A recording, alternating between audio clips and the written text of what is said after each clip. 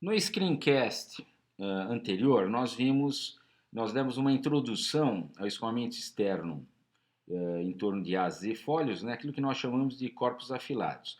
E nós vimos que a teoria de escoamento potencial pode ser utilizada e ela me dá um excelente resultado, que é aquele resultado importantíssimo, que o CL igual a 2π alfa, né? E hoje nós vamos ver, neste screencast, uma condição que é fundamental para que o nosso escoamento potencial dê ou forneça esse resultado CL igual a 2π alfa. Nós temos que tomar um certo cuidado antes de aplicarmos o escoamento potencial para não chegarmos a resultados errados, né? E a condição de Coulter, o que ela diz, né? A condição de Coulter é muito simples, né? Ela diz que no caso de nós termos cantos vivos no corpo, estes cantos vivos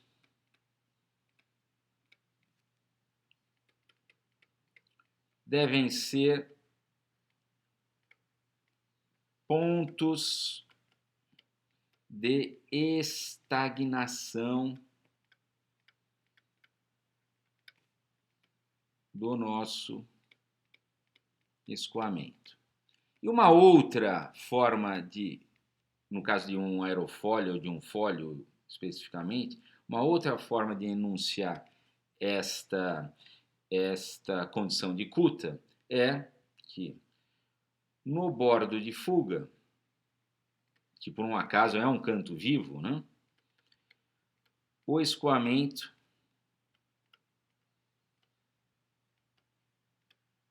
deve ser suave. Não devemos ter velocidades muito altas, e particularmente velocidades tendendo ao infinito, né? Porque na teoria do escoamento potencial nós podemos ter velocidades tendendo ao infinito. E nós sabemos que a natureza não gosta de uma velocidade tendendo ao infinito de um fluido, né?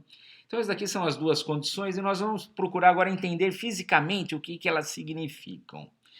Inicialmente, quem que foi o Coulter, né? O Coulter foi um aerodinamicista alemão, né, que nasceu no século XIX, veio a falecer em meados do século XX, e ele teve uma grande sacada quando ele enunciou essa condição que depois veio a ser chamada de condição de Coulter, né? Então, qual que é o problema do escoamento potencial, né? Nós vimos em aulas anteriores, né, que no escoamento potencial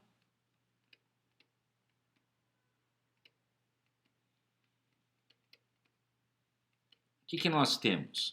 Nós temos o Laplaciano da função linha de corrente igual a zero, assim como o Laplaciano da função potencial de velocidade igual a zero. Então, esses dois Laplacianos, inclusive, é aquilo lá que nos sendo iguais a zero, e esses operadores, tanto esse operador, melhor, não o operador, ele está aqui, né? Esse nabla2, a derivada segunda, C0, é o que nos permite fazer a sobreposição de escoamentos planos elementares, né? E são operadores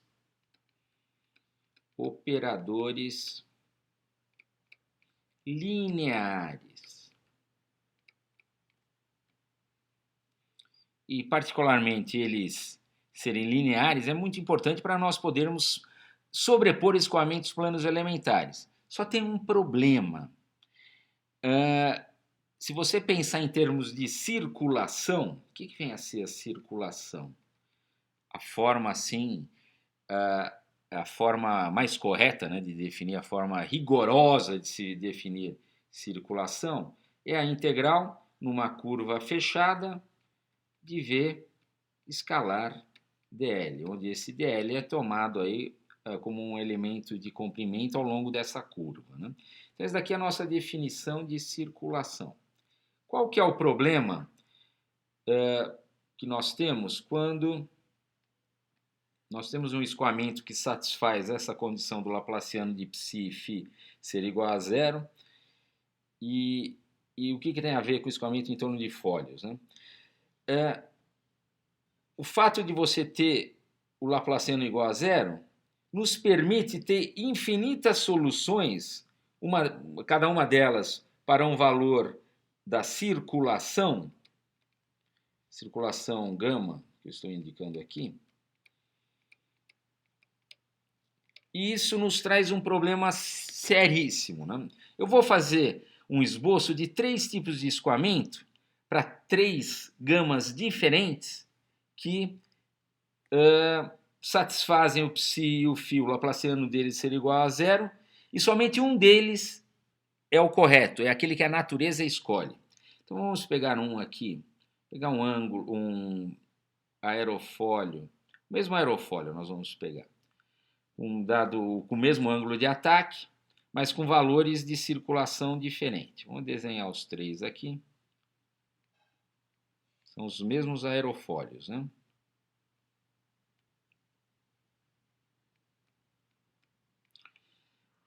Vamos pensar num primeiro, todos eles imersos na mesma velocidade, o infinito, né? Vamos considerar um primeiro escoamento que tem vamos supor, linhas de corrente desta forma, um ponto de estagnação aqui em cima e as linhas de corrente seguindo esse caminho. E, inicialmente, nós vamos admitir que esse aqui é um escoamento teórico, que satisfaz, porque o escoamento potencial é um escoamento teórico, a viscosidade foi totalmente desconsiderada, nós admitimos um valor de viscosidade igual a zero, né? Então isso daqui é uma implicação muito grande. Então isso daqui vamos pensar inicialmente como um escoamento teórico. Apesar de, nós vamos ver em algumas figurinhas, alguns vídeos logo a seguir, que por certos instantes, por um período muito pequenininho após você ter, um período de tempo muito pequeno após você ter uma aceleração do escoamento, você pode ter um escoamento muito parecido com esse. Vamos fazer um outro caso aqui, em que o escoamento tem linhas de corrente desta forma. Vamos admitir que esse daqui também satisfaz o Laplaciano de psi e φ iguais a zero, né? E vamos pensar num último escoamento. Tem as linhas de corrente e o ponto de estagnação aqui embaixo.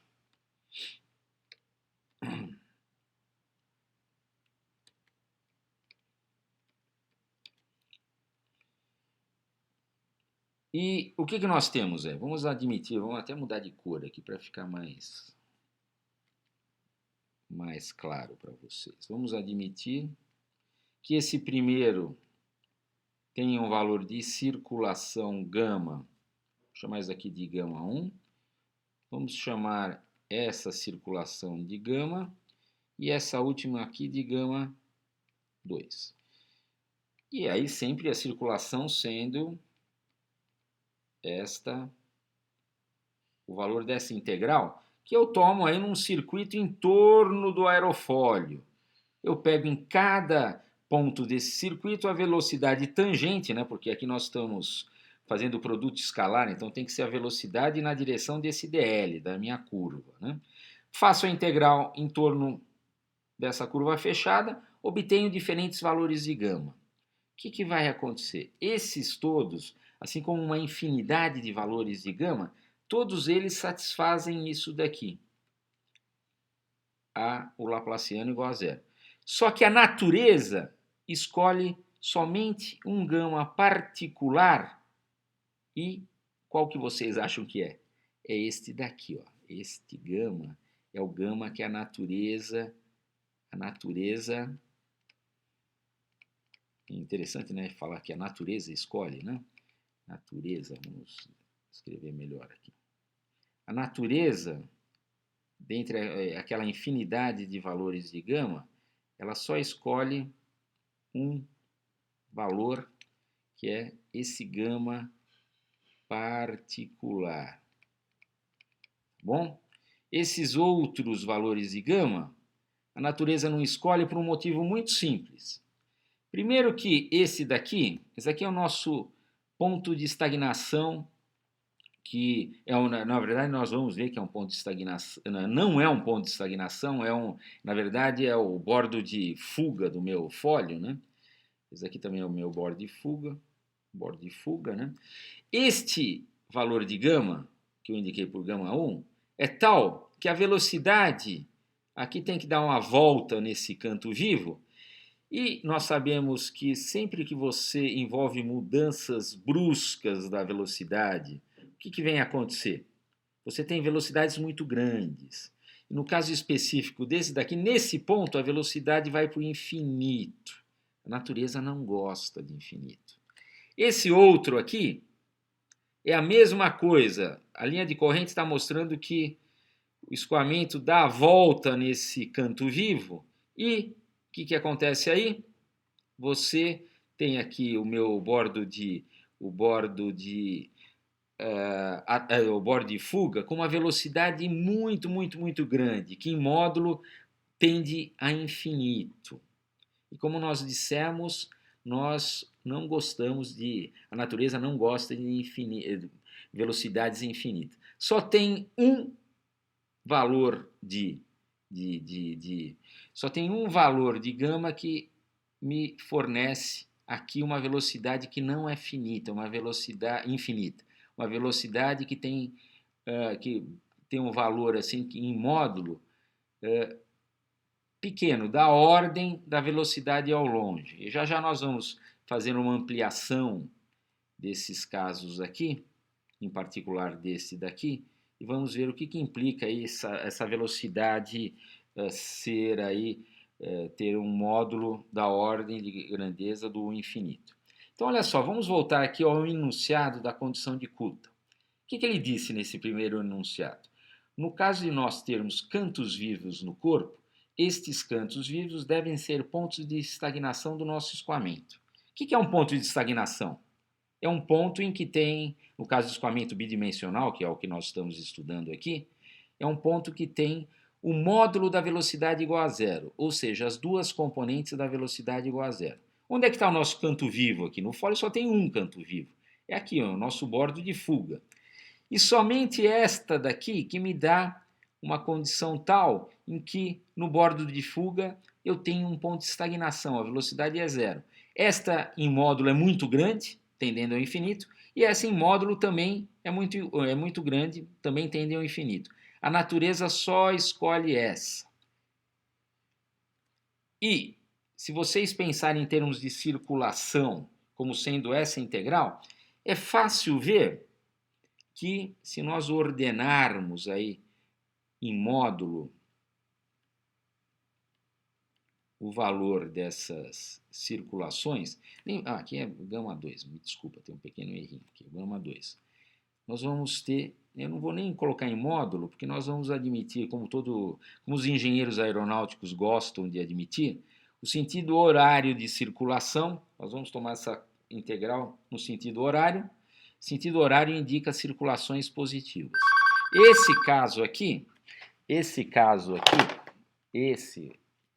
aqui tem valores de circulação que não são aquelas que o gama 1 e o gama 2 não são aquelas que a natureza escolheu. A natureza escolheu apenas este gama aqui. E dá para ver claramente por que eu ordenei dessa forma. Por quê? Esse gama aqui ele não é suficiente para levar o ponto de estagnação para o canto vivo. Esse gama aqui ele é muito grande e fez com que o ponto de estagnação, ao invés de estar no canto vivo, ele acaba se localizando aqui no intradorso do meu fólio, no intradorso do fólio, na parte de baixo. Esse daqui no extradorso. E só um que foi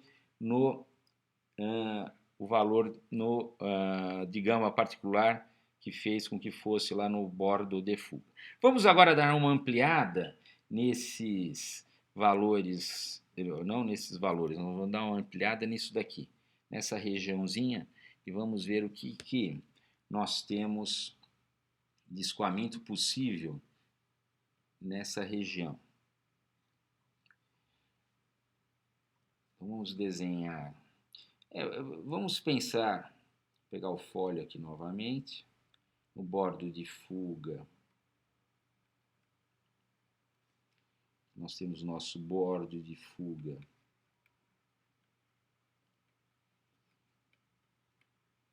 Fuga, né?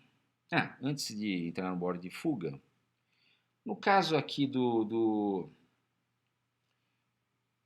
caso do meu corpo, vocês podem ver aqui que eu tenho outro ponto de estagnação também no corpo, que também são pontos de estagnação. Aqui é um ponto de estagnação. Velocidade zero. No bordo de ataque, não tem problema, né? Porque, primeiro que aqui não tem um canto vivo. Eu sempre que eu tiver um ponto de estagnação na parte da frente do corpo, eu posso ter uma velocidade que ela não está indo para o infinito. Pelo contrário, ela está indo para zero em módulo, né? As linhas de corrente estão se dividindo, o fluido pode seguir esse caminho ou pode seguir aquele outro caminho, e aqui o módulo da velocidade é igual a zero.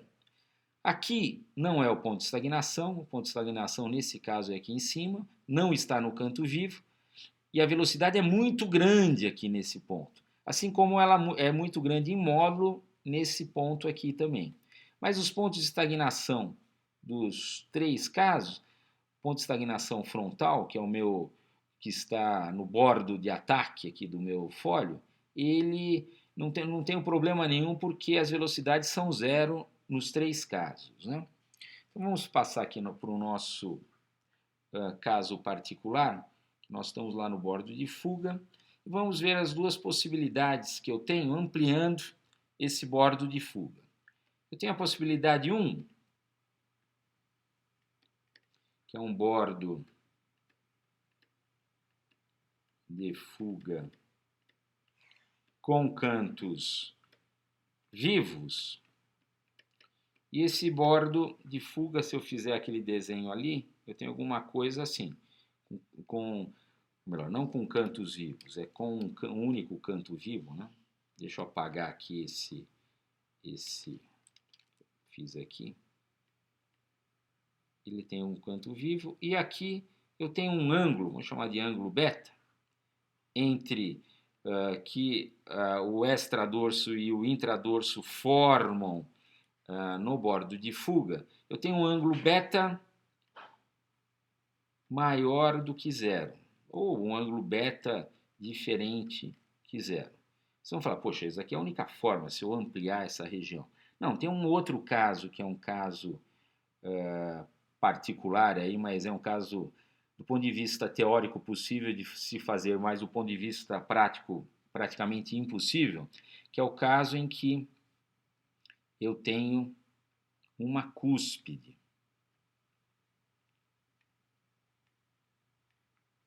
O que vem a ser uma cúspide? A cúspide é quando eu tenho uma curva aqui, uma outra curva aqui, que num dado ponto, o ângulo ou a tangente entre elas, a derivada desta curva, é igual a zero. O ângulo é zero. Então, num dado ponto, a derivada das duas curvas são iguais. Isso daqui é o caso de uma cúspide. E esse é o caso em que eu tenho um canto, as duas linhas formam um ângulo que é diferente de zero. Se nós pensarmos em escoamento potencial, vou fazer em vermelho também aqui, caso de escoamento potencial, o que acontece, na verdade? Eu admito velocidades tangentes, a condição de aderência não é satisfeita no caso do escoamento potencial. Eu tenho velocidades tangentes, né? E por que não vem a ser satisfeita? Só para vocês lembrarem das nossas primeiras aulas de escoamento potencial. a velocidade tangente não é satisfeita porque nós jogamos fora aquela parcela da equação de Navier-Stokes que envolve a viscosidade. E por um acaso aquela parcela envolvia uma derivada segunda.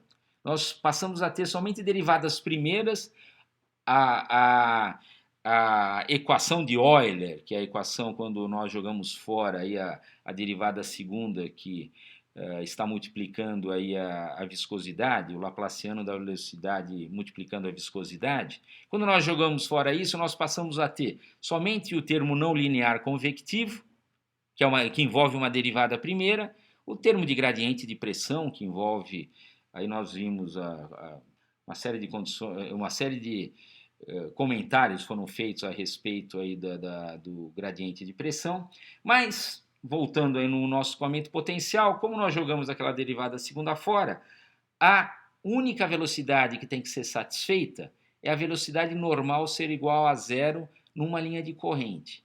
A velocidade normal é igual a zero se eu tiver uma linha de corrente. E o meu corpo, a superfície do meu corpo é uma linha de corrente. A velocidade normal é zero. A velocidade tangente, ela é diferente de zero a maioria das vezes. Diferente de zero. Então, o que acontece aqui nesse caso? Se nós pegarmos a velocidade no extradorso tangente exatamente no meu ponto onde eu tenho o canto vivo, o que vai acontecer? Vamos chamar isso daqui de velocidade tangente 1. Eu vou ter uma velocidade apontando para baixo.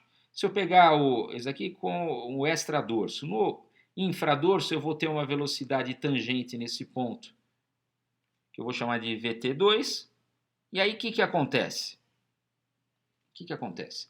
Se eu quiser que a pressão seja contínua nesse ponto, e eu aplicar a equação de Bernoulli, a única forma de eu ter a pressão contínua e com o mesmo valor nesse ponto é fazendo VT1 igual a VT2 igual a zero. Tem que ter velocidades igual a zero.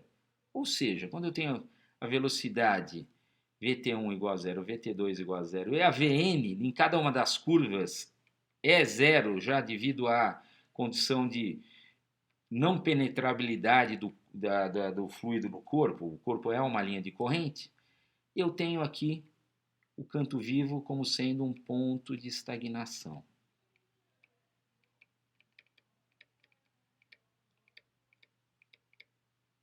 No caso da minha cúspide, se eu pegar aqui, por exemplo, a velocidade tangente no extradorso, chamar de 1, VT1, e no intradorso, chamar de VT2, para que a pressão seja contínua nesse ponto, eu tenho que ter VT1 igual a VT2 e para que seja um ponto de estagnação elas têm que ser igual a zero também aqui. Então, estas condições é aquilo que me dá um embasamento teórico para fazer com que somente tenha uma única circulação que leva a este ponto, o bordo de fuga, ser um ponto de estagnação de escoamento, né? E nós vimos aqui os dois casos possíveis, né? E o porquê que é importante esse único gama, existir um único gama? Porque nós vamos ver, quando nós formos estudar e obter analiticamente este resultado, que é o chamado teorema de Kuta-Joukowski, o que o teorema de Kuta-Joukowski me dá? Que a sustentação é igual a ρ, U infinito multiplicado por gama.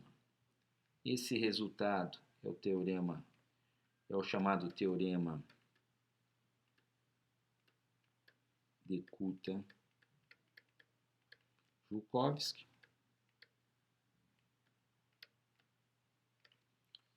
E será obtido analiticamente no nosso próximo screencast. esse resultado o aluno tem que guardar também de uma forma, nós já vimos de uma forma assim, tem que saber, e devido à importância dele em engenharia mecânica e aeronáutica, engenharia civil também, quando nós estamos tratando de máquinas hidráulicas e etc. Né? E esse gama, ele é único. E é o gama, que eu indiquei aqui, que faz o escoamento satisfazer essas duas condições que eu indiquei aqui embaixo, e que nos vídeos nós vamos ver que implica em velocidades, e você tem um escoamento suave no bordo de fuga. Isso que nós vamos ver com os experimentos no túnel de vento. Então vamos agora passar para alguns vídeos, né? E nós vamos, inclusive nesses vídeos, nós vamos observar uma outra coisa que é o chamado teorema de Kelvin.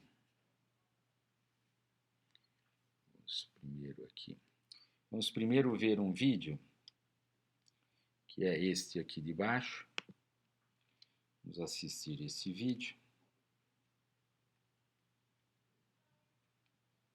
Então vocês estão vendo aqui o escoamento. Eu vou movimentar o fólio. E o que vai acontecer? Isso aqui são partículas do fluido. Vai se formar um vórtice que ele vai ficar nessa região. Isso aqui é um fluido real. Foi feito num canal de água circulante, mantendo a água parada e movimentando o fólio. E aqui nós paramos impulsivamente o fólio. Isso aqui é o que nós chamamos de, vamos ver novamente o vídeo, vórtice de partida, é o que se forma aqui. E esse vórtice de partida, olha só o vórtice de partida. O fólio vai para o infinito, esse vórtice de partida, ele tem uma intensidade muito forte e é o que exatamente é o que, vamos voltar aqui, o nosso fólio, vamos voltar aqui, nosso fólio está se movimentando, esse vórtice de partida, vamos parar aqui, está girando no sentido anti-horário. Ele, na verdade, ele tem um valor em módulo igual ao módulo da circulação em torno do fólio, que me fornece a sustentação quando nós utilizamos o teorema de Kutta-Joukowski. E vocês, se nós olharmos aqui novamente, em detalhes, vocês podem ver que depois de um certo... depois daquele período muito pequeno do transitório, desse movimento que foi iniciado impulsivamente, depois desse intervalo de tempo muito pequeno passar, eu tenho um escoamento aqui no bordo de fuga suave. Tem escoamento no bordo de fuga muito suave. Vamos ver agora um outro vídeo. Só para completar, né? O fato desse vórtice ter o sentido anti-horário e a circulação ter o sentido horário e na teoria do escoamento potencial em módulo, esses valores de circulação têm que ser exatamente iguais. Quando eu falo circulação, nós já vimos no escoamento potencial em aulas anteriores que a circulação está diretamente relacionada à intensidade do vórtice, né? Na verdade, circulação é a intensidade do vórtice, né? E nós vamos ver que o fato deles serem iguais em módulo, desse vórtice no sentido horário aqui desse lado e no sentido anti-horário nesse outro aqui, o vórtice de partida, nós chamamos aqui de vórtice de partida, está relacionado a alguma coisa chamada de teorema de Kelvin. Nós vamos ver o que vem a ser o teorema de Kelvin num outro screencast. Vamos ver um outro vídeo aqui. Vamos ver um outro vídeo. Vamos ver esse daqui também, que é um vídeo muito bacana. Aqui é uma simulação numérica, né? Então, vamos colocar no início, né? Então, o que vocês vão ver nesse vídeo? Nós vamos iniciar impulsivamente o escoamento, também movimentando o fólio. Aqui nós temos regiões aqui em que a pressão é positiva e é negativa. Aqui a pressão, nós temos uma região de sucção, ou seja, as velocidades são elevadas e as pressões são baixas. Aqui nós temos pressões apontando para dentro do corpo, aqui a pressão está apontando para fora, aqui em azul também para fora, e aqui para dentro do corpo. Quando nós temos valores elevados de pressão, significa que as velocidades são baixas e vice-versa, né? Então vamos ver aqui o que acontece. Nós vamos ver a formação de um vórtice de partida e aqui nós temos aqui a força resultante. A força resultante, que é a somatória da força de arrasto com a força de sustentação. Isso aqui é uma simulação viscosa da equação de Navier-Stokes completa, mas o resultado é muito similar ao caso se nós utilizarmos teoria de escoamento potencial. E por que disso? Porque o ângulo de ataque é baixo, né? Nós estamos abaixo da condição de stall. Vocês vão ver aqui a formação do vórtice de partida, o lift sobe, vamos voltar um pouquinho. Olha o vórtice de partida aqui, bacana aqui. Vamos parar aqui o escoamento. Olha aqui, o vórtice de partida, ele cresceu, ele está indo para o infinito, né? Ele está indo para o infinito se nós mantivermos o nosso referencial preso no corpo. E a sustentação cresceu, vocês viram lá que a sustentação cresceu, o coeficiente de arrasto ficou pequenininho, mas a sustentação cresceu e a sustentação pelo teorema de Kuta-Joukowski, utilizando teoria de escoamento potencial, ela fica igual quando o regime permanente for alcançado, a circulação fica igual em módulo à circulação deste vórtice de partida. Então, se nós utilizarmos o teorema de Kuta-Joukowski, eu vou ter um gama aqui, uma circulação em torno desse aerofólio que vai equilibrar ou vai igualar-se em módulo à intensidade ou circulação desse vórtice que eu chamei de vórtice de partida, né? Vocês podem ver aí o vórtice cresceu, aí o caso aí começa a difundir, né? Aí efeitos viscosos passam a ser importantes, mas eu tenho um gama em torno do fólio. Aí o aluno fala, poxa, mas esse gama em torno do fólio é alguma coisa que não me agrada, é um conceito muito abstrato. Nós vamos tentar agora, através de alguns vídeos experimentais, mostrar que esses conceitos abstratos, eles não são tão abstratos assim. Então nós vamos mostrar primeiro este vídeo aqui. O que nós vamos ter? Aqui tem uma série de partículas no fluido. Nós vamos ver, inicialmente, nós vamos movimentar o fluido mantendo o corpo parado e filmar o que acontece com essas partículas. E depois nós vamos fixar um referencial e a nossa câmera junto com o fólio, ver o que acontece com as trajetórias das partículas que estão inicialmente paradas, né? Então vamos ver o que acontece aqui. Então, olha só, as partículas foram lançadas ali, e aqui é claro que as partículas no dorso, no extradorso do meu fólio, elas tiveram que viajar a uma velocidade maior do que as partículas que passaram aqui próximo, na parte de baixo do fólio, naquela região do intradorso. Vamos ver novamente. Aqui é uma simulação numérica, né? Nós vamos ver o experimento já já. Mas é claro, olha os vetores de velocidade aqui, as partículas se movimentaram com uma velocidade maior. Isso daqui faz com que nós quase que tenhamos aqui, imaginemos que se nós tomarmos aquela integral V escalar dl numa curva fechada em torno do fólio, vai me dar um valor de circulação positiva no sentido horário, vai me dar um número que é uma circulação positiva, que por um acaso é um número que, se eu substituir no teorema de Kuta-Joukowski, multiplicar pelo ρ pelo U infinito, vai me dar a sustentação que este fólio está sujeito. Vamos ver uma outra curva, um outro vídeo.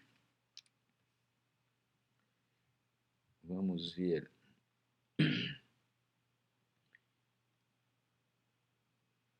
um outro vídeo.